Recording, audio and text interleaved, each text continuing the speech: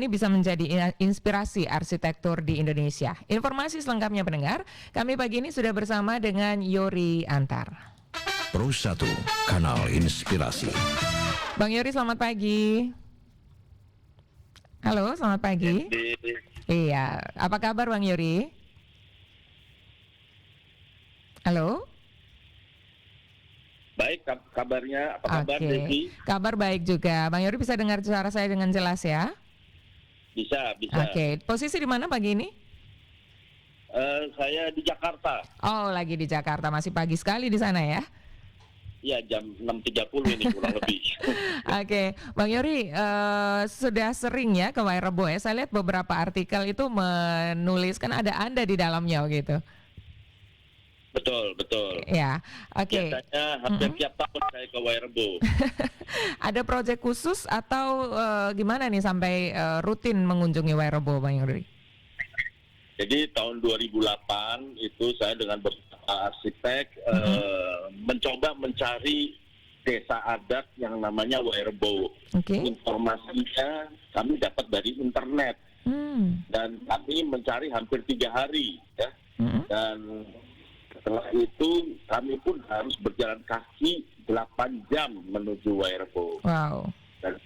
Dan di sana saya akhirnya bisa melihat suatu pemandangan yang tidak pernah saya bayangkan sebelumnya. Ada 4 arsitektur kerucut yang besar sekali dan itu tidak pernah tercatat di dalam data-data arsitektur yang ada di Indonesia. Dan bahkan keberadaan desa Wairebo ini nyaris tidak diketahui bahkan oleh orang Manggarai sekalipun begitu.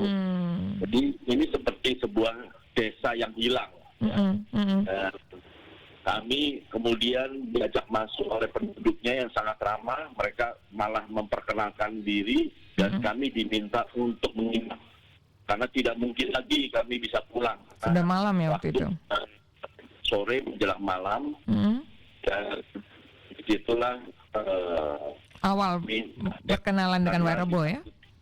Ya, karena dan yang mengejutkan di dalam rumah-rumah adat itu ada 15 mahasiswa dari Taiwan yang live-in di sana dan ada 2 antropolog Amerika.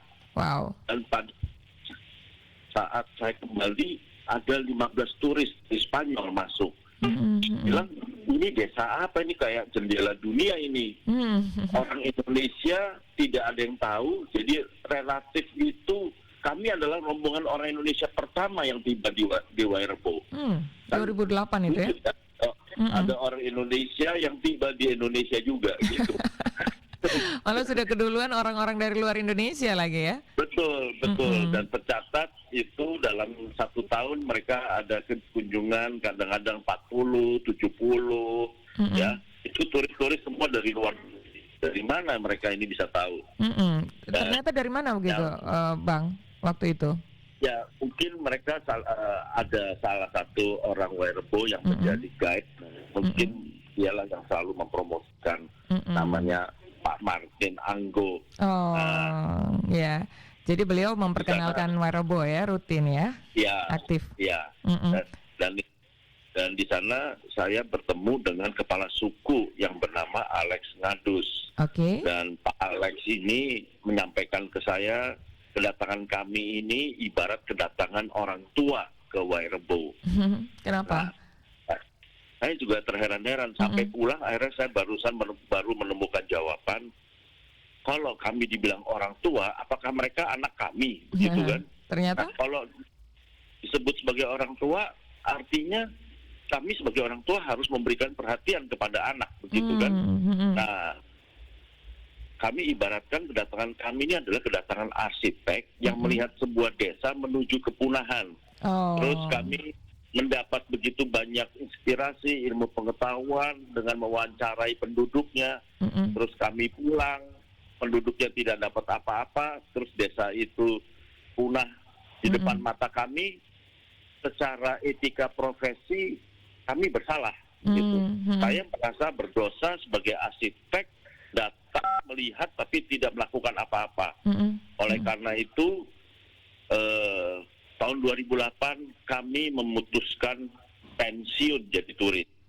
Karena selama ini kunjungan kami ke daerah-daerah pedalaman itu adalah kunjungan dari kacamata turis. Melihat, terus mewawancarai, dapat pengetahuan, terus kami pulang, masyarakatnya tidak dapat apa-apa, keberadaan tradisi dan budayanya juga kami tidak bantu, itu pandangan turis dari luar ke dalam. Nah, setelah kami memutuskan pensiun menjadi turis, kami ingin melihat Wairebo tidak lagi dari luar ke dalam, tapi dari dalam keluar. Bagaimana caranya? Caranya adalah bergabung bersama masyarakat untuk melestarikan rumah adat Wairebo. Karena waktu itu rumah adat Wairebo itu tinggal 4 dari 7 rumah. Tinggal Dan 4 kemudian, saja? ya, dari 4 rumah itu 2 rumah sudah rusak menjelang punah begitu. Jadi hanya tinggal 2 rumah saja yang layak huni. Nah, kemudian kami bergabung bersama masyarakat dan tugas kami mencari donatur. Dan donatur yang pertama kali kami hubungi adalah Ibu Tirto dari Yayasan Tirto Utomo, dan beliau bersedia membantu 1 rumah, dan kemudian rumah itu dibangun secara gotong royong dengan metode bottom up ya, dan kemudian rumah itu berdiri. 1 rumah itu berdiri, dan itu adalah suatu pemandangan yang luar biasa, dan bagi saya itu adalah harta karun. Kenapa? Ternyata kita bisa melestarikan kembali rumah-rumah adat yang menjelang kepunahan. Ada kepuasan tersendiri ya? Ya, dan akhirnya satu persatu seluruh rumah adat yang masih ada di sana kita bangun kembali. Jadi di Wairebo itu 7 rumah, itu 7-7-nya semua baru, tapi asli, karena yang bangun adalah masyarakat itu sendiri. Nah, konstruksinya juga sama konsepnya seperti yang awal ya? Betul. Jadi masyarakat Wairebo itu juga mereka menyampaikan bahwa kami sangat ingin menjaga tradisi kami, tapi kami tidak mempunyai uang, kami tidak punya dana, kami sangat miskin. Nah, kalau begitu tugas mencari dana ada pada saya. Nah, dana itu kami langsung berikan kepada masyarakat secara bertahap, satu persatu, dan akhirnya kalau 1 rumah tadinya diselesaikan dengan waktu 5 bulan, akhirnya rumah kedua dibangun lebih cepat, 3 bulan. Dan akhirnya rumah berikutnya secara serempak itu dibangun dengan waktu yang sama, tapi dengan 3 bulan itu sekaligus 3 rumah. Artinya apa? Ilmu itu kembali. Ilmu itu, regenerasi ilmu itu kembali di dalam generasi yang ada di dalam masyarakat adat Wairebo. Akhirnya saat ini sudah ada 10 rumah yang ada, dan itu semua dibangun baru oleh masyarakat dengan dukungan para donatur. Dan di situ tugas saya adalah, saya melihat ini adalah ilmu arsitektur Nusantara yang luar biasa, yang dilakukan secara gotong royong, nggak ada gambarnya, nggak ada hierarki, mana arsitek, mana mandor, mana tukang, semua menjadi satu.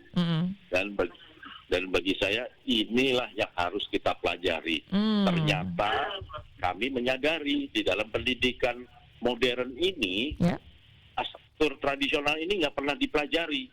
Padahal dia sudah ada ribuan tahun yang lalu sebelum pendidikan arsitektur modern masuk ke Indonesia. Nah, ternyata selama ini yang kita pelajari ini adalah pendidikan yang memang basisnya dari budaya tulisan.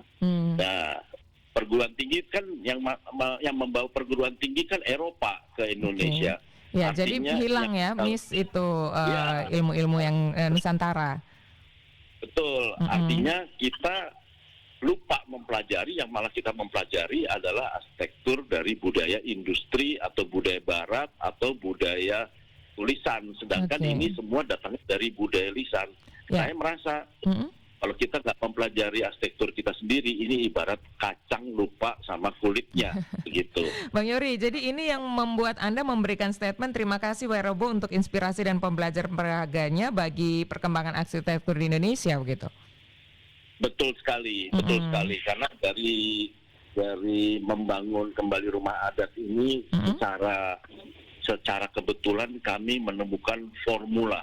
Nah, formula ini kalau selama ini arsitektur Indonesia itu selalu dicari-cari, nggak ketemu-ketemu, karena cara memandang kita salah, yaitu memandang dari luar ke dalam atau memandang dari background mindset dari budaya tulisan, jelas arsitektur kita nggak akan ketemu. Tapi dengan mempelajarinya dari dalam keluar ini, saya menemukan formula, oh inilah arsitektur kita sendiri. Dengan demikian, formula ini bisa kita bawa ke rumah-rumah adat lainnya di seluruh pelosok Nusantara untuk bisa dibangun kembali. Dan saat ini kami dengan Yayasan Rumah Asuh yang kami bentuk, kami telah melestarikan lebih dari 60 titik di seluruh pelosok Nusantara untuk arsitektur Nusantara. Termasuk Jadi, pernah ke Ende ya Bang Yori ya, ke Kampung Adat Nggela Bang Yori pernah ada juga gitu keterlibatannya di situ. Betul sekali. Saya juga sudah membangun bersama masyarakat Nggela membantu 2 rumah, dan saat ini juga kami sedang mempersiapkan 1 rumah lagi dengan metode gotong royong. Nah, Ende sendiri itu kan juga sebuah kota yang dikelilingi dengan kampung-kampung adat. Betul. Dan kampungnya itu bagus-bagus dan nggak ada yang sama satu sama lain. Begitu. Ya, dan di Nggela itu yang luar biasa, rumah adatnya dibangun seasli-aslinya tanpa peralatan modern. Gitu. Jadi itu justru akan menjadi daya tarik yang luar biasa buat MD. Gitu. Jadi sebenarnya untuk arsitektur Indonesia ini kalau dinarasikan dengan baik ya, menjadi sebuah literasi yang bisa dipelajari, ini justru menjadi kekuatan arsitektur Indonesia, Bang Yori ya? Oh sangat, justru kita itu dilihat dunia itu karena kekayaan, karena keragaman dari arsitektur Nusantaranya. Jadi arsitektur Nusantara ini akan leading di dunia, ya, akan menginspirasi dunia, dan kita harus sadar bahwa kita ini adalah orang Indonesia yang memiliki budaya yang sangat kaya. Tapi kalau budaya luar masuk dan kita terus terkagum-kagum, ya secara nggak langsung ya kita telah mematikan tradisi dan budaya kita sendiri.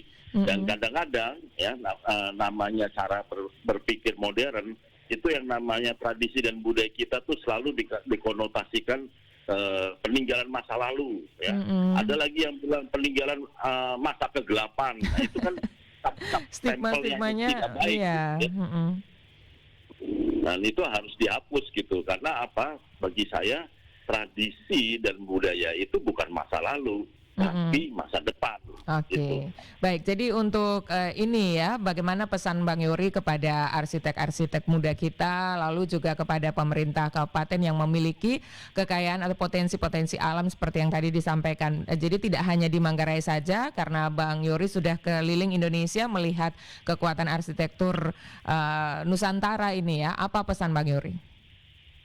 Ya, betul sekali. Jadi dan saya secara kebetulan menjadi kurator Dewan Kurator Papan dari Pekan Kebudayaan Nasional 2021 atau PKN, dan ini adalah kesempatan bekerjasama dengan pemerintah melalui jalur birokrasi sampai ke daerah-daerah, dan kami berharap tahun depan itu akan ada pekan daerah ya, kan kalau sekarang adalah Pekan Kebudayaan Nasional, tahun depan itu adalah Pekan Kebudayaan Daerah. Bagaimana jurusan-jurusan arsitektur ini bisa bekerjasama dengan Pemda dan sebagainya untuk menggali arsitektur tradisionalnya sendiri. Karena setiap tempat itu punya keunikan dan itu tidak bisa dibandingkan satu sama lain. Marilah kita ramai-ramai menggali harta karun kita sendiri untuk bisa menjadi khasanah arsitektur Indonesia yang luar biasa. Dan ini akan merubah mindset kita bahwa kita ini sebetulnya bukan bangsa followers ya, tapi bangsa penemu, bangsa yang penuh dengan inspirasi. Marilah kita menarikan tarian kita sendiri, menyanyikan lagu kita sendiri, silahkan orang lain mengikuti kita. Baik. Kira begitu. Semangatnya sampai ke sini nih Bang Youri ya. Mudah-mudahan juga sampai ke semua yang sedang mendengarkan dan menyaksikan kita, dan RRI siap dukung untuk semua niat baik dan kerja-kerja nanti yang akan dilakukan Bang Youri dan teman-teman ya dalam rangka untuk membangun semua kekayaan potensial dari Nusantara ya. Ya. Baik. Terima kasih Bang Youri untuk waktunya bersama RRI. Selamat pagi ke Jakarta ya. Ya, selamat pagi. Terima kasih RRI ND. Ya, Bang Youri terima kasih, salam sehat. Bersama kami baru saja Youri Antar, arsitek yang sudah membangun ya, kembali bersama dengan masyarakat tadi disampaikan untuk kampung adat Wairebo, ada 7 rumah yang baru dibangun, kemudian juga tadi sempat disinggung oleh Bang Youri tentang rumah adat di kampung adat Ngela, dan juga beberapa daerah lainnya yang dinilai memiliki kekuatan nilai arsitektur Nusantara yang tinggi. Dan untuk Anda pendengar yang ingin mendengarkan kembali, menyaksikan kembali wawancara kami yang sudah kami hadirkan di Lintas AND pagi ini, pendengar, Anda bisa akses langsung ke YouTube channel RRI